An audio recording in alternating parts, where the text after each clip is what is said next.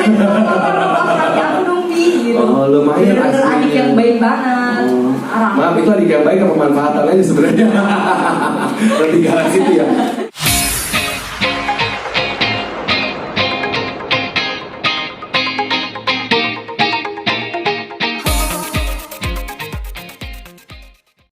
Gimana Beb? Silakan Beb. Mau yang mana? Itu apa ini Pak? Lebih gede Pak? Jangan dong. Tapi ini nggak keluar audio Pak soalnya. Selamat siang teman-teman. Terima kasih kedatangannya. Ya, menanyakan tentang apa ya? Latar belakang. Latar belakang. Tahun ini Visinema memulai film dengan tema keluarga ini. Kalau teman-teman mengikuti perjalanan Visinema itu awal tahun kita selalu ada ciri khas tertentu gitu ya, mengeluarkan film bertemakan keluarga gitu. Nah ini juga salah satu film yang mempunyai mempunyai kekhasan itu sendiri. Nah terus teman-teman juga mungkin tahu juga bahwa di sinema juga kita berani banget untuk mengeksplor cerita gitu. Mengeksplor cerita dan kita tahu cerita-cerita yang dekat dengan kehidupan keluarga, yang relate dengan kehidupan keluarga itu. Jadi salah satu ciri khas dari Visinema itu sendiri sih. Itu apa ya? Kenapa kita mau kita datang gitu, kita bikin ini ya, latar belakangnya itu sebenarnya. Kalau sekarang ini ceritanya tentang sosok gitu, kisah sederhana tentang sosok yang menghadapi kehilangan itu ya, di keluarganya sendiri. Maka nanti kita ngobrol sama Ipang mengenai itu lebih detail ya. Tapi sekaligus juga jadi artinya sebenarnya latar belakang dari Visinema Pictures juga memproduksi Generasi 90-an Melankolia adalah memang inline dengan apa yang ingin diangkat oleh Visinema. Dari awal tahun dan keluarga ini lebih tepatnya juga berhubungan dengan keluarga artinya ya.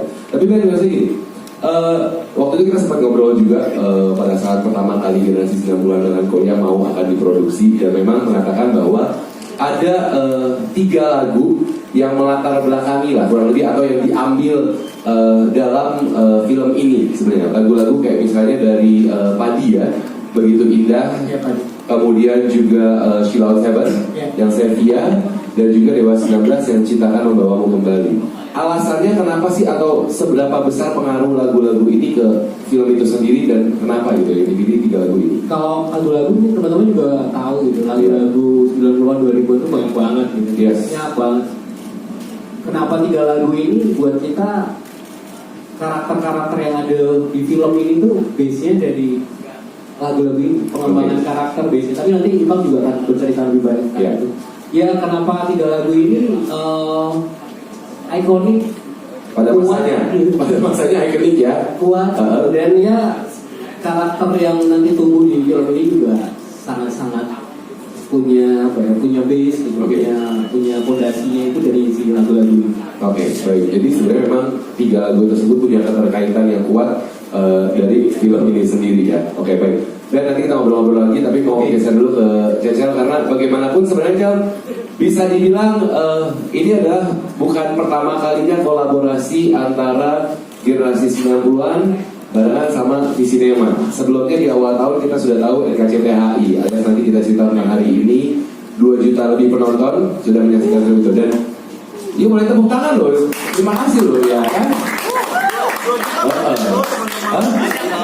2 juta banyak emang.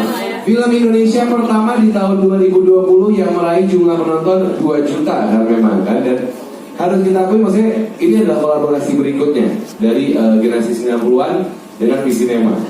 Harapan lo terhadap kolaborasi si Generasi 90-an Melankolia ini apa nih? 2 juta penonton lagi? Amin. Lebih jawab lo aja. Apa ya? Orang lagi tadi tuh dia jawab. Emang dia harusnya responsif soalnya kan? Harapannya udah pasti sebelum menonton sebenarnya pengennya pesannya sampai sih. Pesannya sampai ke banyak orang dan udah pasti diapresiasi lebih banyak orang. Bisa diterima segala kalangan, segala kota, segala wilayah, dan semoga film ini bisa berimpact sih. Setelah keluar dari bioskop, penonton bisa mendapatkan pelajaran. Pasti. Amin. Tepuk tangan dong untuk Cecel juga. 2 juta lebih ya. 2 juta penonton lebih ya, moga-moga ya.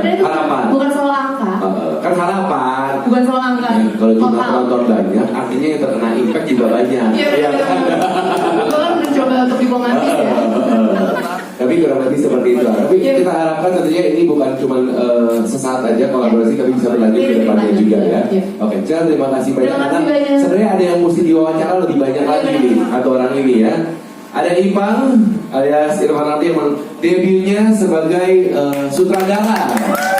Mungkin nanti generasi yang pulang kuliah, tapi selama ini memang sudah terlibat juga sebagai screenwriter sebenarnya untuk beberapa film. Mungkin kalau misalkan teman-teman media yang hadir di sini sebenarnya Ipang ini mungkin gak tahu ya, dia screenwriter juga untuk film-film Visinema Pictures. Ada Cahaya dari Timur, Beta Maluku, Surat dari Praha, sampai Filosofi Kopi Ben Jody ya, Ben Jody juga. Nah, Bang, gimana tiba-tiba jadi sutradara, Bang? Ya, itu dulu. Yang pasti itu nanti ditanya ke belakang. Ini responsif banget Ya, ya. bagus ya. Kompak banget. Yang pasti sih ini memang bukan proses yang tiba-tiba ya. Maksudnya sebuah perjalanan yang kira-kira dimulai dari komitmen masuk jadi penulis skenario. Film pertama 2014, kebetulan waktu itu Cahaya dari Timur diapresiasi di FFI sebagai film terbaik. Itu jadi stepping stone sebenarnya di proses sebagai filmmaker. Dan kalau sebenarnya ini pernah dijawab juga sih. Dan kalau ditanya apa cita-cita seorang penulis skenario, harusnya memang cita-cita kebanyakan penulis skenario adalah memvisualkan apa yang dia tulis gitu. Jadi ketika saya dikasih kesempatan untuk mengerjakan generasi 90-an Melankolia, ini jadi sesuatu yang pertama berkat dan nikmat, kedua juga ujian besar karena sepanjang karir sebagai filmmaker dalam hal ini penulis skenario, kerjanya tuh sangat soliter sebenarnya. Jadi ada di satu tim kecil gitu, di mana ada produser, ada director. Sebagai penulis skenario, saya hanya perlu menyerap apa yang produser dan director inginkan untuk kemudian saya breakdown dalam teks, dalam bentuk skrip sesuai dengan apa yang dibutuhkan. Tapi ketika kemudian jadi director, ada banyak sekali aspek baru yang harus dipelajari. Dan dipelajarinya harus dengan cepat gitu. Jadi kalau misalnya kita preparation, ada tim yang sudah kita develop, terus ada hal-hal yang sudah juga kita develop, tapi ketika misalnya proses syuting itu berjalan, ada banyak sekali faktor eksternal yang harus bisa kita siasatin sebenarnya. Jadi kalau ditanya challenge, sebenarnya challenge-nya selalu di bagian berpikir cepatnya. Karena saya sebenarnya orang yang sebagai penulis, saya berpikir tuh panjang sekali gitu. Jadi satu sequence cerita aja bisa saya bawa 1 minggu gitu. Tiba-tiba satu situasi di dalam produksi syuting itu harus direspon dengan sangat cepat. Kalau misalnya waktunya tidak cukup, harus buang scene mana, itu udah harus langsung bisa dijawab istilahnya. Jadi memang hal-hal seperti itu yang kemudian memang jadi pelajaran besar dan ternyata memang menyenangkan gitu. Jadi suka ya artinya ya? Ya suka. Artinya kita bisa nunggu film-film berikutnya sebagai sutradara ya? Amin. Kan suka lu bikin skrip. Nah sekarang lu bikin skrip, kemudian lu sutradarakan. Ada gak sih hal-hal yang ternyata kok iya ya pas gue nulis skrip kok gue gak kepikiran ya begini ya? Menarik sebenarnya kalau di story development, kita tuh selalu membayangkan kan, kayak misalnya di NKCTI misalnya produknya yang udah teman-teman mungkin kebanyakan lihat gitu. Kita membayangkan ayah, kita membayangkan ibu, kita membayangkan 3 bersaudara itu seperti apa ketika proses development. Tapi ketika kemudian karakter-karakter ini dihidupkan oleh aktornya, dia kemudian menjadi sesuatu yang konkret, bukan lagi cuma teks atau bukan lagi cuma gagasan, dia kemudian berkembang. Nah, perasaan untuk mau melihat sesuatu atau gagasan itu berkembang itu sebenarnya yang jauh lebih menarik gitu. Jadi saya juga sebagai penulis skenario dan lalu kemudian ketika berusaha mengimplementasikan itu secara visual, pengembangan yang dibawa di setiap proses bagaimana karakter-karakter ini membawakan perannya itu sebenarnya yang jadi sesuatu yang kalau saya boleh bilang ini magical of filmmaking gitu. Oh ternyata yang menyenangkan dari directing itu adalah ketika seorang director dia melihat gagasannya terimplementasi dalam sebuah skrip, tapi ketika kemudian dihidupkan, suaranya tuh bisa jadi lebih dari yang dia bayangkan sebelumnya gitu. Bigger than your imagination di awal ya, artinya ya. Yang pasti memang realitas itu jauh lebih menyenangkan gitu. Oke, baik. Nah, tapi hal pertama yang perlu banget disampaikan memang adalah ini cerita bukan film periodik ya. Oke. Jadi ini bukan film dengan setting tahun 90 itu dulu. Jadi ini film yang diceritakan di kehidupan kita hari-hari ini. Oke. Dan secara keseluruhan sebenarnya cerita adalah tentang Abi, remaja yang hidup dalam sebuah keluarga yang baik-baik saja. Dalam artian keluarga yang harmonis, keluarga yang punya rutin, punya culture, tumbuh dengan kasih sayang, sampai akhirnya dia kehilangan kakak perempuannya Indah dalam sebuah kecelakaan pesawat. Jadi kakaknya Indah ini jadi korban kecelakaan pesawat dan tidak ditemukan. Nah, Abi ini adalah anak yang begitu mengagumi sebenarnya. Jadi dia mengagumi sekali kakaknya. Jadi dia menganggap bahwa yang hidupnya adalah dia dan apa yang dia lakukan, keluarganya lakukan, dan especially kakaknya sebenarnya. Jadi ketika kakaknya itu hilang dalam kecelakaan pesawat, itu jadi satu pukulan besar buat dia. Jadi secara keseluruhan ini sebenarnya tentang sebuah keluarga mengalami kehilangan, kesedihan, dan bagaimana proses mereka menemukan keikhlasan sebenarnya gitu. Jadi kalau tadi Cecil bilang semoga ada yang bisa diambil, saya pikir salah satu yang jadi ide dasar di dalam cerita ini ketika eksekutif produser dalam hal ini Angga, Ruben, dan semua teman-teman yang ada di sini kemudian menawarkan opportunity ini, saya tuh berusaha nyari sesuatu yang spektrumnya tuh besar. Maksudnya semua dari kita mungkin skalanya bisa besar kecil, tapi kehilangan tuh hal yang terus menerus terjadi di kehidupan kita dalam kehidupan kita sehari-hari sebenarnya. Tinggal itu punya impact besar atau tidak gitu. Maksudnya kalau kehilangan duit logam di rumah ya sering lah ya, maksudnya kehilangan remote AC, remote TV sering di rumah. Pergi sholat Jumat kehilangan sendal ya hilang juga gitu. Maksudnya itu hal yang itu kehilangan itu sesuatu yang buat saya pribadi universal, dan itu saya jadikan sebagai basis argumentasi ketika proses development dilakukan gitu. Jadi memang cerita adalah tentang bagaimana keluarga menghadapi itu dan kemudian bisa mengikhlaskannya gitu. Correct me if I'm wrong, kalau nggak salah setahu gue background cerita ini pun juga sebenarnya sedikit terinspirasi dalam kehidupan pribadi lu ya. Siapa yang bilang? Gue baca di Twitter lu kemarin. Kita kan cari follow. Ya. Ada itunya, ada itu juga. Kita kan cari follow ya. Perlu gue buktikan nih. Sekarang digital itu susah loh dihilangkan loh. Sulit ya.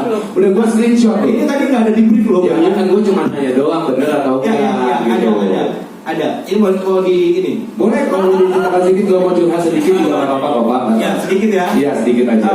Teman-teman, saya selalu percaya kalau cerita yang bagus itu dibangun berdasarkan dua gitu. Pertama pengalaman, jadi the experience yang kita alami sebagai makernya, atau knowledge yang kita capai karena mempelajari sesuatu gitu.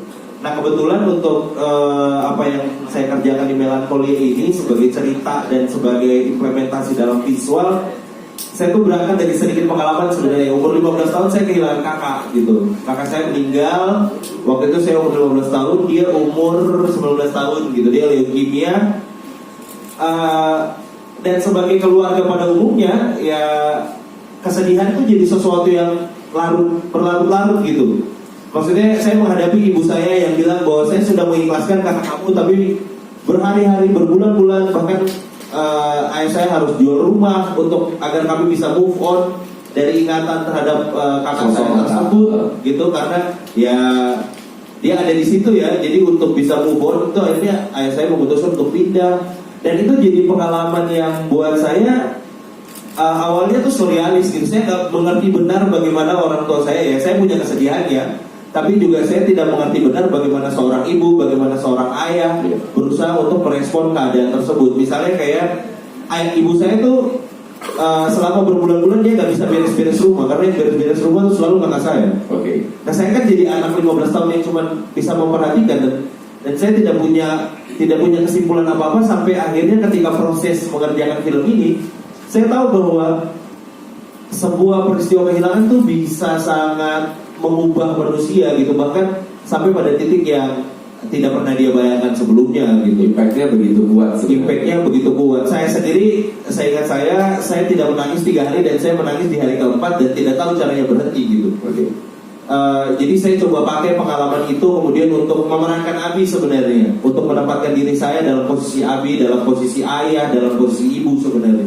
Hal-hal seperti itu sih sebenarnya. Jadi kalau ditanya Ya maksudnya sebenarnya pada saat lu mendirect pun lu sedikit flashback ke dalam kehidupan lu kurang lebih di masa itu. kurang Kurang lebih. lebih. Tapi nanti kita ngobrol lebih detail lagi. Sekarang kita mau ngobrol tentunya dengan para cast dari film generasi 90-an Melancholia. Mungkin kita awali dengan yang paling muda di ujung sebelah situ ya. Terima kasih. Paling muda. Siang dari saya. Gue beneran iri tuh gak sih? Iri loh, dari dulu kita nonton dia di TV tuh mukanya begitu aja ya kan. Ada Gunawan tentunya yang hadir bersama kita, berperan sebagai Lukman Rahadi, dia adalah ayah dari Abi dan juga Indah. Mungkin ke teman-teman media yang hadir di sini bisa dijelaskan sebenarnya karakternya yang diperankan dalam film ini seperti apa? Saya berperan sebagai ayahnya Abi dan Indah. Saya adalah pensiunan seorang dosen yang mempercepat untuk pensiun karena ingin memperhatikan keluarga, ingin bersama keluarganya di saat sedang pensiun, sedang memperhatikan saya kehilangan seorang anak yang saya cintai. Saya ini berusaha untuk menutup kesedihannya, walaupun tidak boleh memperlihatkan di dalam keluarga, terutama ibu dan Abi. Saya untuk bertahan bahwa ini adalah hidup harus dijalani. Dan kedua, saya orang berpikiran logik, selalu berpikir bahwa kita diciptakan oleh Tuhan, dikembalikan oleh Tuhan. Jadi itu yang membuat saya berkarakter bagaimana supaya kuat untuk berperan sebagai ayah dan cepat untuk move on juga. Oke, jadi sebenarnya berperan sebagai ayah dengan bisa dibilang sebagai fondasi keluarga yang ya kebiasaan berpikiran logis, tidak mau anggota keluarga lainnya berlarut-larut dalam kesedihan, tapi somehow juga sebenarnya merasa kehilangan. Pasti, karena terus terang kehilangan seorang yang dicintai adalah sedih sekali, berat. Saya teringat sewaktu ibu saya meninggal. Bagaimana kehilangan orang yang kita cintai, pasti kita kehilangan pegangan hidup. Selama 2 bulan saya nggak bisa move on. Saya di laut dan kesedihan, dan saya melihat saya coba untuk aplikasikan di dalam film ini. Tapi saya akhirnya yang terbawa terlalu. Untung ada Om ini. Bentar. Om, enak nih pakai lo kamu Gunawan. Supaya saya jangan dibawa larut gitu. Dia yang membuat saya coba jangan dibawa larut. Tapi gimana supaya kamu jangan memperlihatkan kesedihannya di saat suasana yang benar sedih.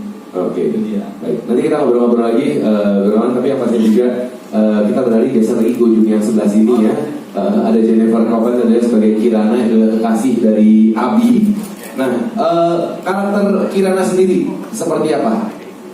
Jadi Kirana ini seorang remaja pada umumnya yang tumbuh dari keluarga yang harmonis, baik-baik aja. Dan kebetulan Kirana ini mempunyai pacar pertama yaitu Abi. Dan seperti remaja pada umumnya, mikir kalau punya pacar tuh wah hidupnya bakal jadi indah, bahagia, seneng gitu.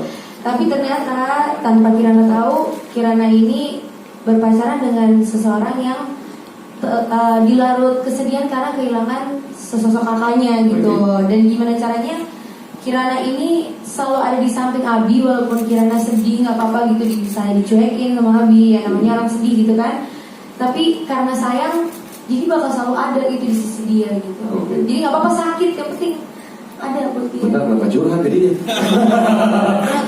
Benar, nggak apa-apa sakit, yang penting tetap ada. Kenapa dia curhat di sini? Karena ini terjadi di dunia nyata juga.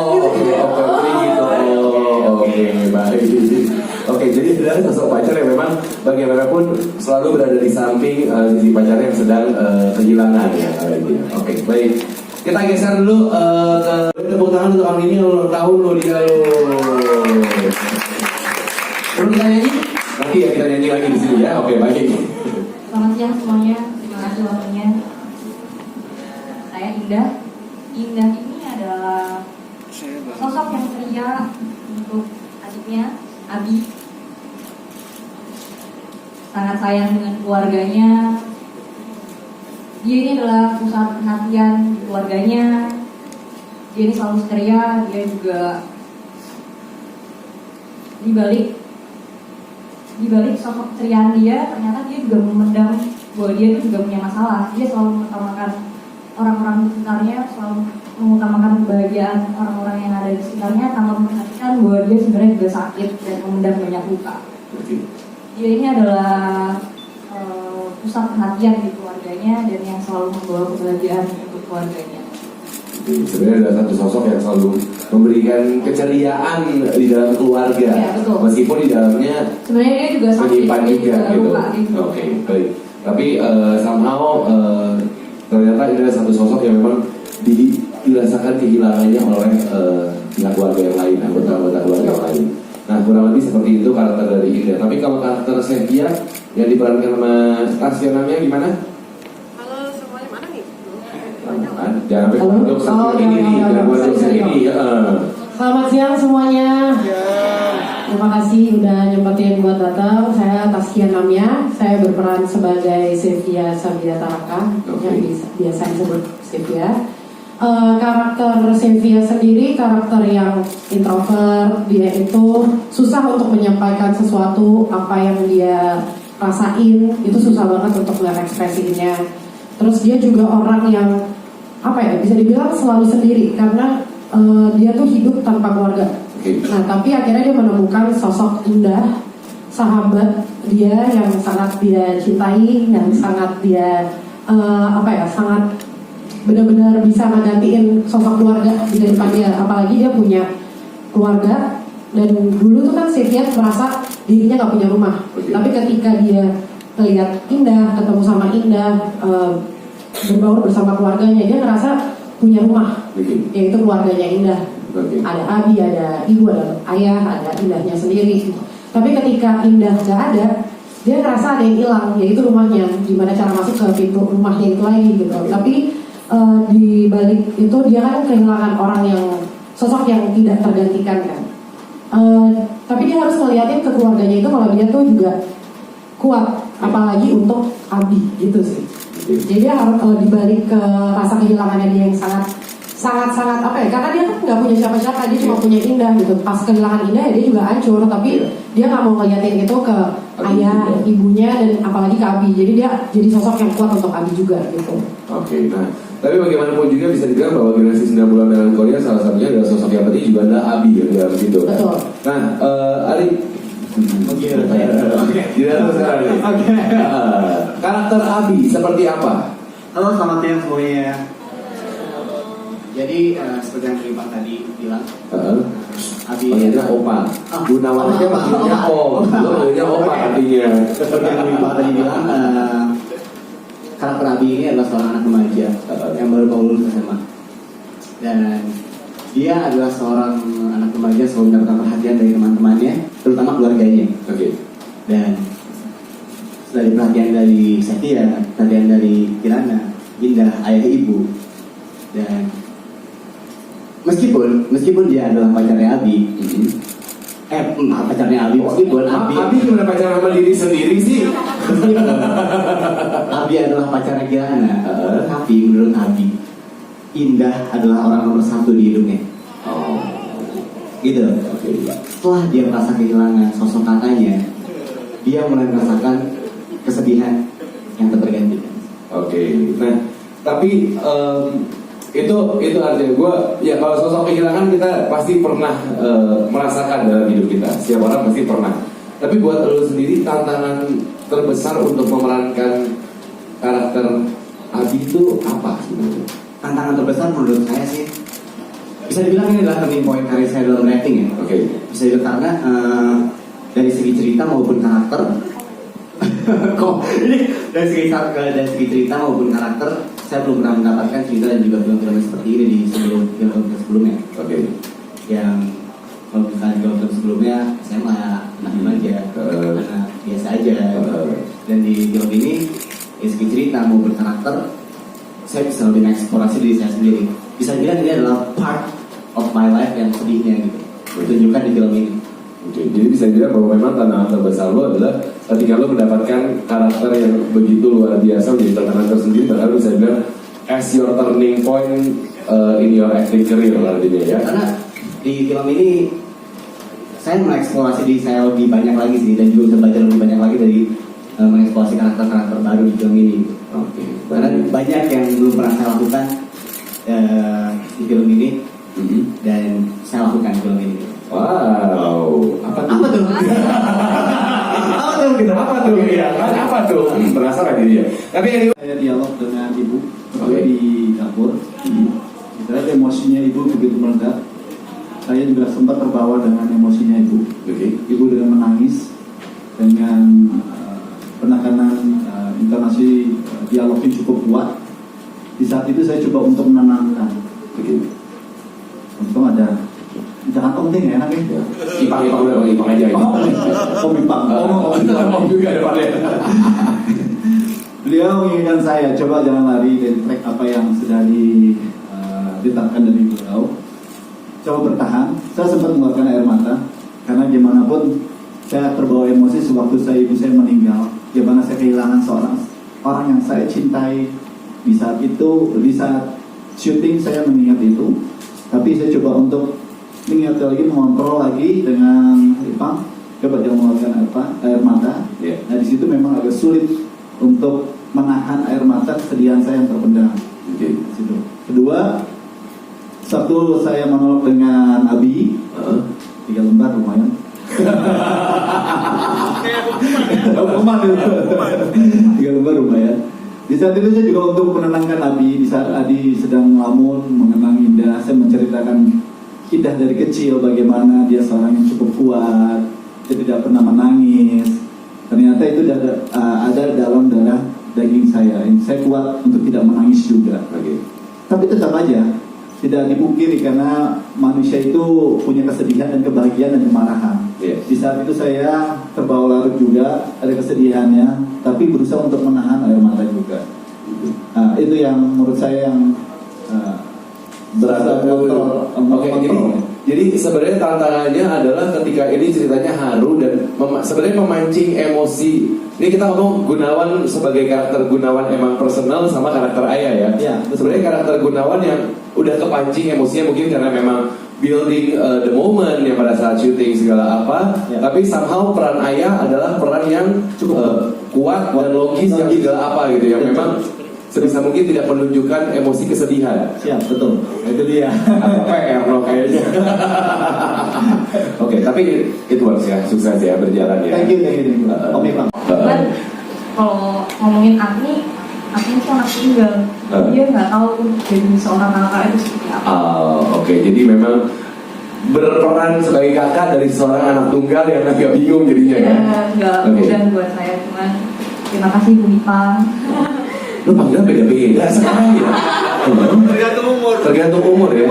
Tapi untungnya Abi juga enak diajak untuk pendekatannya, saya juga, Kirana juga, jadi semua di set happy walaupun di set itu sebenarnya hawa-hawanya susah ya untuk tenang dan bercanda gitu.